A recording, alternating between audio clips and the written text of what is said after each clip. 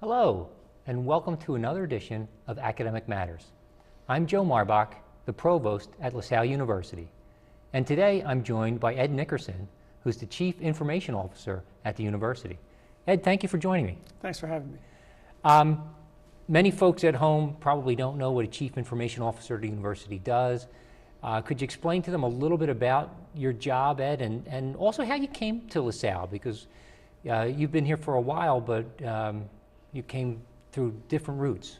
Yes, well, a Chief Information Officer is responsible for the technology at the university in its entirety, basically. From academic computing through telephones, networking, computer labs, student support, software support, and things like that.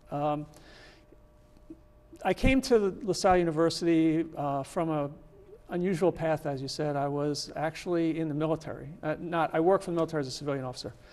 And basically what I did there was I did the same kinds of things, supporting an information center and technology and doing support for, at the time it was Desert Storm and Desert Shield, and operations for spare parts and things like that. So we did the computer logistics for that. Okay. And then when did you start at LaSalle? About 15 years ago. Okay. So it's been a while now. So you've seen a lot of the changes in information technology, at least as far as academic affairs is concerned. Walk us through some of that. Before there was email, right? I guess you came on board, or just about that time when email's starting to take off? When I came here, there was email, but there wasn't email for everybody. There wasn't a computer on everyone's desktop. We had a lot of dumb terminals around still. Everybody didn't have a computer. And half the campus couldn't send emails because they weren't connected to the internet. So we sort of gradually put that in place, put an infrastructure in place, and then right when I got here, we had to redo our administrative systems, so we ripped out an old version of Colleague and replaced it with Banner about a year after I got here. Okay. And for folks at home that don't know what Colleague or Banner are, those are information systems that we use to keep student records and faculty records and other personnel records on Yeah, campus. those are called ERP systems, Enterprise Resource Planning. And what they are is comprehensive systems that involve all aspects of running the back end of the university, student, HR, accounting, things like that. It's also used for communicating grades and registering students and communicating with the portal. Yeah. Now, in addition to keeping the university online and up and running technologically, you also teach in the computer science program. That's true. Tell us a little bit about that course and how you're integrating technology into the classroom. Well, I like to teach freshmen, so I teach Computer Science 151 or 155, which is the basic core requirement course. And as part of that, we have a lot of flexibility, so I've been able to implement a lot of innovations and technological experiments with my class. And they're freshmen, so they don't know any better. So I've used Blackboard, obviously. Hopefully most people use Blackboard. And Blackboard is a learning platform. Blackboard's a course management system, so it enables us to have discussions, wikis, blogs, to share files with our students, to have a grade book that they can read securely and things like that. Right, and this is, again, for folks at home, this is exclusively to your class, although every class is assigned a Blackboard course. Right, it's integrated with our Banner system, so it knows when students are enrolled in my class, and that's the only students that will present themselves when I log in. Okay, and then, as you said, you can integrate a lot of other technologies through the Blackboard system, wikis and blogs. Those are all part of Blackboard, actually. Okay. How do you've been doing this for many years. Are students more innately driven towards technology, or do students just like whatever is the greatest, newest fad and they're going to adapt to it right away? Well, technology is definitely part of every student's life now. I mean, when we had an internet outage once on a Friday afternoon at 3 o'clock, my thinking was that's a good time. It's not going to really hurt us very much. And we had it back up by noon on Saturday. It was because of a transformer fire in College Hall. And the students were just beyond themselves trying, because they couldn't communicate with anybody. If cable TV went out, I don't think they'd care that much, no offense. But they're all very, very connected to their friends and families through the internet now, instead of through the normal methods we used to use, obviously phone calls and letters and things like that. So I think that they're much more adept at certain kinds of technology, but the students in many ways haven't changed. They're not familiar with a lot of the issues that I like to teach, like computer privacy and what does a tracking cookie do, What kind of things should you be worried about as an intelligent consumer? What issues are presented to students that are completely different from our generation in terms of, like, there's video cameras tracking you everywhere you go now a lot of times. That didn't used to happen. What are the laws about that? What are your rights if somebody comes up to you with video cameras and wants to tape you in a public place? You know, everyone has a video camera in their pocket now. Yeah. And so it certainly has changed their life. Yeah, we've had some discussions outside the classroom and certainly in our meetings talking about, I think you've termed it a post-privacy world, where the kind of the end of privacy as we know it. And folks aren't aware of that as they use these emails, and you know, whether you've got a Gmail account or a Hotmail account, somebody's mining that data looking to sell you the next great item. And the records are there. I mean, we just saw with General Petraeus. You know, I don't know if you read how he did that, but he was being pretty slick with the way he did it. He had just typed drafts in his own inbox, and then they logged into each other's accounts and read things. And so they thought because not sending them would be enough to give them security, that was never actually sent through the internet.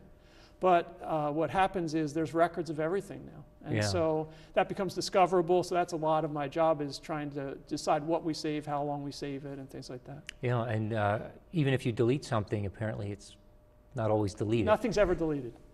So, Ed, what other types of new, interesting technology have you used in the classroom specifically? I think you use a clicker device. We've used clickers, which are, you know, polling devices that let you hook it into PowerPoint and ask questions and then see graphs of the results and things like that.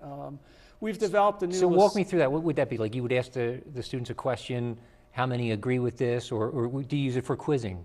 You can use it for automatically. You can use it to ask, you know, are you comfortable enough with this? Should I keep going, or should I return and go over it some more? You can do a quick pop quiz of one question to see if they all know the answer, then you move on. You can just poll them for their opinions on things. We have a lot of discussions in my class about, you know, is it okay to share records, you know, to download copyrighted material and share it? Oh, okay. And there's nothing wrong with that? Well, the record industry disagrees, and so does Congress. So right now, we're on the hook for basically turning information into the record industry lawyers when they send us either a subpoena letter or a cease and desist letter. Okay, and fortunately, sometimes our students do it does illegally happen, download. and there are cases where people shared 20 songs and got judgments against them for $450,000. So it's a serious matter. Mm-hmm. Are there other technologies that other faculty are using that would be of note? Well, we're developing a new one it's LaSalle specific, and we're just getting ready to roll it out now. That's kind of interesting. The inspiration was the Pico building. When you drive past the Pico building, you'll notice that there's always this ticker going by. And even though it's usually boring material, you always find your eye drawn to it when you're driving by and you're reading what's on there. Yeah. Well, we had this idea of doing the same thing for classroom use. And so we're getting ready. We've finished developing it, and we're ready to roll it out now. It's a ticker that goes across your podium, across your screen when you can see it at the podium, or on the screen behind you when you're teaching a class. And it lets the students in either anonymous or identifiable mode, you can switch back and forth as the instructor, put their comments for whatever you're asking. And so you can use it as an icebreaker. You can use it to get opinions from people that are maybe reluctant to raise their hands. Okay, yeah, the student that has a good idea but doesn't like to speak out or something like that. Now, and I also know that we had a faculty member piloting an iPad for speech recognition. How did that project go? It went very well. We bought them 6 iPads, and they used them in clinical settings and in pedagogical settings where a person who had some kind of compromise in their ability to communicate would use an iPad with a sophisticated interface that let them string together sentences almost like Stephen Hawking or something like that, except that those devices cost $8,000 to $10,000, and an iPad costs around $500, and the software was another $150. Okay, and this was used in our speech language hearing program. Yeah, so it was a great success too. We had the instructor blogging on it, and we learned a lot about how to integrate iPads into the classroom, so we have ways to project them onto the screen, and also we learned a lot about the software. Okay, and are we doing anything where we're broadcasting lectures or capturing lectures in different ways so that students can look at them after the fact? Yes, we have a lecture capture utility program called Tegrity, and it allows you to either capture the whole lecture, and then it becomes part of the Blackboard session that you're running your course management through, and people can go in and see it through Blackboard. They can put bookmarks in, they can search for keywords when they're on the screen for PowerPoints. You can also do something called chunking, and that is if you have a very specific topic that you present more than once, you can save 5 or 10 minutes and just save that video, and you can create an MP4 or any kind of other video file and just put it up on YouTube or put it up in your classroom somewhere. Okay. And we've only got a few more minutes left. The future direction seems to be these MOOCs, these massive open online courses that large institutions like I guess Harvard and Stanford and some other large universities are piloting. And essentially it's a master teacher giving a lecture that's presented, I don't know if it'll be on YouTube or similar type of outlet on the internet. Where do you see LaSalle fitting in that kind of technology, or will we? Well, we have an active online program of our own, but it's not part of an open course design.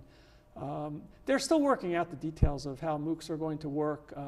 Right now, for instance, you may put a MOOC out there if you're from Harvard or Stanford, and 50,000 people will sign up, but the completion rate may be 700 or 800 people that actually complete the course. So right now, we're not really sure how that's going to work. Okay. And I guess there's also issues of grading and academic honesty that are still trying to be worked out in a lot of those types of It's almost classes. impossible in an online course to know who's at the keyboard without investing in a lot of expensive technology. And then that has to be shipped to the person. In many cases, there's things like biometric readers and sensing how fast you type and what your cadences are and things like that. But or there's programs that have you answer questions first to authenticate who you are, like where did you live in 1987 and things like that. But yes, that cheating in online is a very big factor right now. But we do offer online classes at LaSalle. Yes. And an area that we're hoping to grow as we go on down the line. Yeah, one of the things we do is we teach our instructors how to present materials in a way that makes them less likely to be subject to cheating. You learn your students' voice, for instance, so if you assign papers or essays, you get a sense of how they write and how they communicate, and they'd be communicating in discussion databases and other ways. So you try not to give a lot of multiple choice questions in online courses. Yeah. Ed, it sounds like you've got a lot on your plate as technology continues to change and you've got to constantly update it. So I just want to thank you for taking time out of your very busy schedule to come down and visit us here on Academic Matters. Thank you, I enjoy it. Okay. Once again, my guest was Ed Nickerson, the Chief Information Officer at LaSalle University. My name is Joe Marbach. I'm the Provost at LaSalle University. Please stay tuned and join us when I'll be joined by another guest from our university.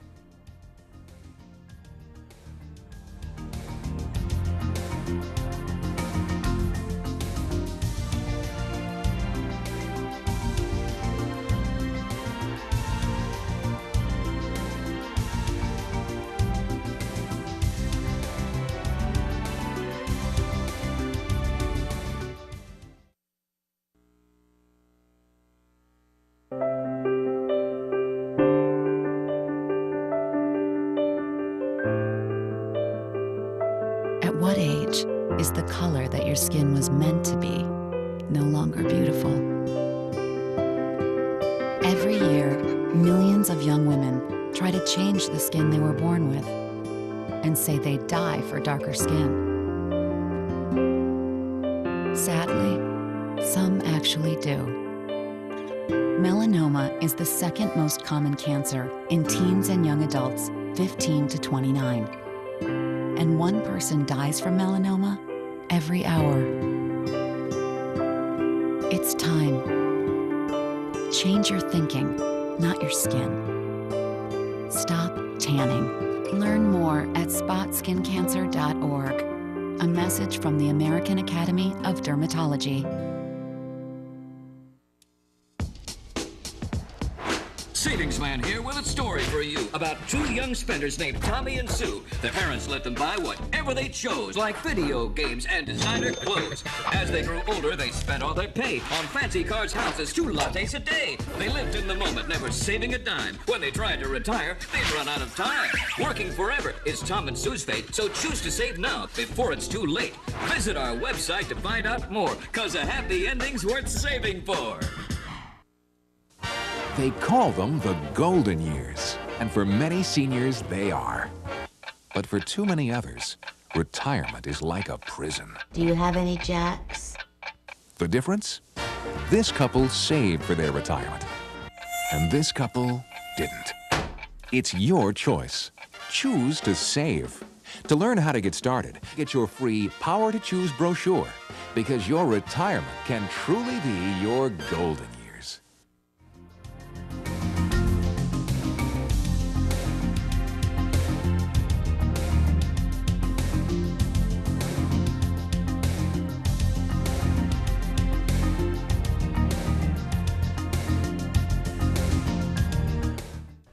Welcome back to Academic Matters. Once again, I'm Joe Marbach, the Provost at LaSalle University. In this segment, I'm joined by John Baky, who is the Director of University Libraries. John, welcome to the program. Thanks, Joe. Glad to be here.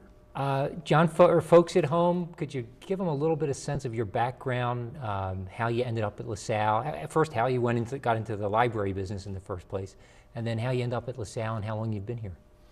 Well, for some reason, I had decided early on in college that I was going to remain interested in libraries, and who can account for that sort of thing. But from the beginning, I knew that I wanted to go into library work in some way. When I graduated from Gettysburg College in 1969, I also had a commission in the U.S. Army. So I went into the Army first before going to graduate school. I served 2 years, actually 4 years, 2 years in Vietnam, and stateside prior to that. And then when I left the Army, I went to graduate school at Columbia University, and that was, they had the foremost library school in the world at that time. It's interesting to note that it doesn't exist anymore. Almost 80% of all library schools in the world are gone today for one reason or another. In Columbia's case, it ceased to be a profit center for the university. Okay. So when I finished that, I was interested mostly in rare books and manuscripts, but at that time, 1972, 73, because the economy had gone so badly, it was not possible to get a university position in rare books and manuscript. So I went into the public library field for a while, was an assistant director in a public library. And eventually I left there and started to work as an editor for a scholarly research collection in New Haven, Connecticut, affiliated with Yale. And I did that, worked on early English newspapers for about 2.5 years, hoping that that would lead to an academic library job, and eventually that did happen. Okay. So I came down to LaSalle University on a job interview in 1980. Okay. And I thought perhaps I'd be here for 2 years or 3 years in a certain capacity on my way to a much larger university. And so 31 years later, I'm here talking to you. Still looking for that larger university? Still no longer looking. Although LaSalle has become that larger university in many ways. I'm sure you've seen a lot of growth in that 30-year period. And I also should mention to the folks at home that this past August you were named the Distinguished LaSallian Educator, which is quite an honor, one of the highest honors the university can bestow. So congratulations on that honor. Well, thank you. It was a surprise, and it's nice that it's come at this point in my career. The changes that have occurred at LaSalle, people come back, it's almost unrecognizable from even 15 years ago. And that's certainly the case with the library. For years and years, the library was at the Lawrence, what's now Lawrence Hall. It was David Leo Lawrence Library at the time. And it was from an era when people looked at libraries as simply storehouses, or at least architects did. And about 1988 or so, we finished a new library, thanks to the Connelly Foundation and John Connelly. And we moved into that building, which probably doubled, almost tripled the amount of space that we had. And when we did that, we were able to offer services that the university had never had through its library. We probably, the first year that we opened the Connelly Library, we went from maybe 90,000 users a year to 380,000 users the first year. That was the difference that the building made. And we heavily automated at that time. The late 80s, early 90s was the great renaissance of automated libraries and databases and the way that people do things. People did away with the old card catalog. And, They did. The old card catalog was totally automated, and these were processes that were quite complicated at the time because no one knew how to do it. No, I remember as a graduate student at Temple down the road, you'd take out the book and they were writing down and taking out the card and scanning in the code or whatever, you know, of the new database. And now a lot of that is all self-service. And when we moved into that building, we were able to offer things that were never offered here before, one of which was an honest-to-goodness rare book and manuscript operation, which most universities have, particularly large ones. We had a great space programmed into it, and we had a wonderful reading room connected to it, and we had a special vault area with its own air temperature, handling, environmental controls. temperature and environmental controls, 3 different kinds of smoke detectors. And when the building opened, that space and all of its preparations was worth way more than anything we had in it.